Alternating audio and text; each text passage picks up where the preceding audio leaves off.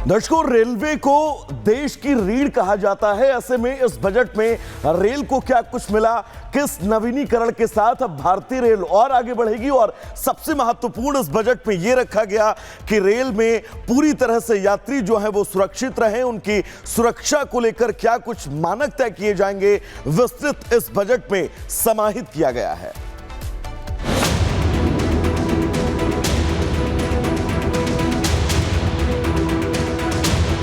Railway को देश की लाइफलाइन कहा जाता है। भारत में दुनिया का चौथा सबसे बड़ा रेलवे नेटवर्क है। देश के आर्थिक विकास में भी रेलवे बड़ी भूमिका निभाता है। केंद्रीय वित्त मंत्री निर्मला सीतारमण ने शनिवार को 8वीं बार जब बजट पेश किया, इस बार के बजट में रेलवे के लिए 2,52,000 करोड़ रुपए आवंटित किए गए। बजट में रेलवे को लेकर सीधे तौर पर कोई नई घोषणा नहीं की गई, बल्कि इसकी बजाय पहले की घोषणाओं को पूरा करने पर जोर दिया गया। हालांकि ये जरूर बताया गया कि रेलवे के लिए जारी किया गया बजट कैसे और कहां खर्च होगा।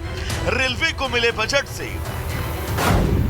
200 नई वंदे भारत ट्रेन, 100 नई अमृत भारत ट्रेन और 50 नई नमो भारत ट्रेन बनाने, 1000 नए पुल और अंडरपास का निर्माण करने, 17,500 नए जर्नल कोच बनाने, रेलवे का 100% इलेक्ट्रिफिकेशन और 1300 रेलवे स्टेशन का सौंदर्यीकरण करने की योजना बनाई गई। रेल मंत्री अश्विनी वैष्णव ने कहा कि बजट में रेलवे को बेहतर बनाने के लिए प्रयासों को जारी रखा गया। इसके साथ ही कई जरूरी परियोजनाओं को भी मंजूरी दी गई है।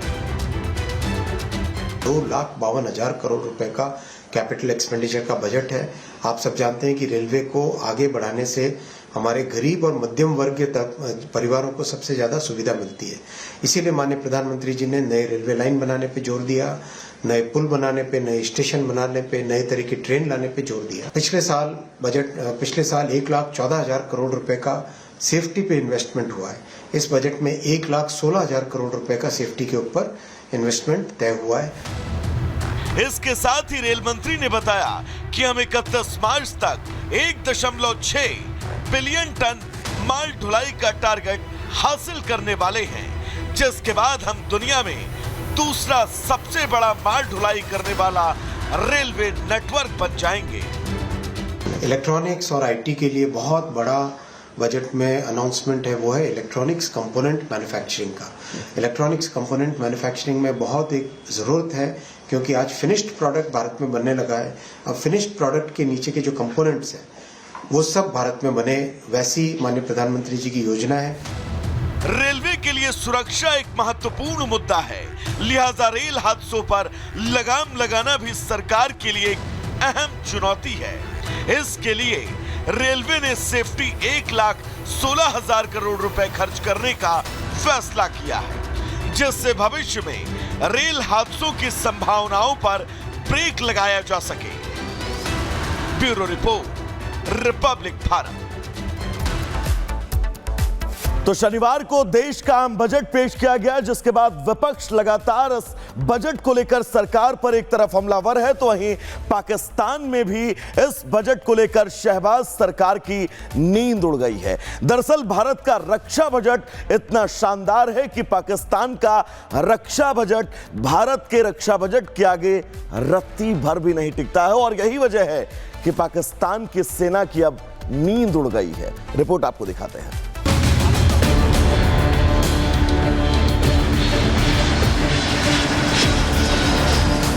भारत में बजट पेश होते ही पाकिस्तान में हड़कंप मच गया।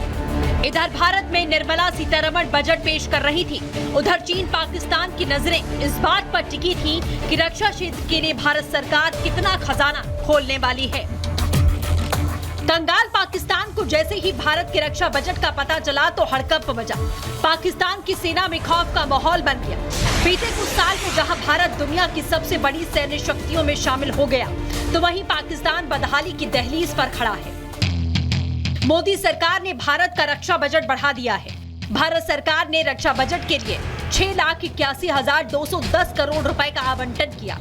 ये पिछले साल की 6,21,940 करोड़ रुपए से ज्यादा है। 1,61,528 करोड़ रुपए केवल हथियारों की खरीद के लिए हैं। बजट में सेना की फाइटर जेट, टैंक, गोला बारूद, मिसाइलें खरीदी जाएंगी। एयरफोर्स के लिए 53,700 करोड़ रुपए का बजट है। नेवी के लिए 38,149 करोड़ और आर्मी के लिए 2,07,520 करोड़ रुपए आवंटित किए गए। नौसेना बेड़े के लिए 24,390 करोड़ रुपए का प्रावधान है। 2022-23 की तुलना में रक्षा निर्यात में 32.5% की बढ़ोतरी है। भारत जहां अपने हथियार खुद बना रहा है, रक्षा क्षेत्र में खर्च करने वाले टॉप 5 देशों में शामिल हो चुका है, तो वहीं पाकिस्तान में आज भी आटे चावल को लेकर मारामारी है। दरअसल पाकिस्तान की बात की जाए तो पड़ोसी देश ने 2024-25 के लिए वित्त मंत्री मोहम्मद औरंगजेब ने 18,87,700 करोड़ रुपए का बजट पेश किया, जिसमें 2,12,200 करोड़ रुपए डिफेंस के लिए आवंटित किए गए थे, जो कि उसकी जीडीपी का केवल 1.7% है। वित्तीय वर्ष 2025-26 के बजट में डिफेंस मिनिस्ट्री को 6,81,000 करोड़ रुपए से अधिक का एलोकेशन किया गया है, जो पिछले साल के बजट एलोकेशन से 9.5% अधिक है। डिफेंस फोर्सेस का मॉडर्नाइजेशन हमारी सरकार की यह प्राथमिकता रही है। पिछले साल से रक्षा क्षेत्र में मेक इन इंडिया और आत्मनिर्भरता पर जोर दिया गया। साल 2024 में आत्मनिर्भरता की दिशा में महत्वपूर्ण कदम उठाए गए। इस दौरान रक्षा मंत्रालय ने रिकॉर्ड 1,26,000 करोड़ रुपए का प्रोडक्शन किया। साथ ही डिफेंस एक्सपोर्ट में 81,83 करोड़ रुपए तक पहुंच गया। टाटा एयरक्राफ्ट कॉम्प्लेक्स का शुभारंभ उस प्रदेश में बने हल्के टैंक जोरावर को शामिल किया जाना बड़ा उदाहरण है। आत्मनिर्भर भारत में ऐसे कई हथियार बन रहे हैं जिनके नाम से दुश्मनों के पसीने छूट जाते हैं, जैसे कि टैंक T-90 यानी कि Bhishma, Naga missile system, supersonic BrahMos missile, Pinaka multi launcher rocket system, Agniban multi barrel rocket launcher, Akash हथियार प्रणाली, एकीकृत युद्ध क्षेत्र निगरानी प्रणाली, ऑल टेरेन व्हीकल यानी कि चेतक, लाइट स्पेशलिस्ट व्हीकल यानी कि Bajrang, wheel mounted infantry mortar system Airavat, quick reaction force vehicles यानी कि नंदी घोष और त्रिपुरांतक, और शॉर्ट स्पैन ब्रीजिंग सिस्टम। खराब नीतियां, देश में राजनीतिक अस्थिरता और आर्थिक संकट की वजह से आज भी पाकिस्तान रक्षा क्षेत्र में बड़े सुधार नहीं कर सका, जबकि आजादी से अब तक भारत ने अपने रक्षा क्षेत्र को काफी ज्यादा आगे बढ़ाया है और आत्मनिर्भर बनकर दिखाया है। Bureau report, Republic Bharat.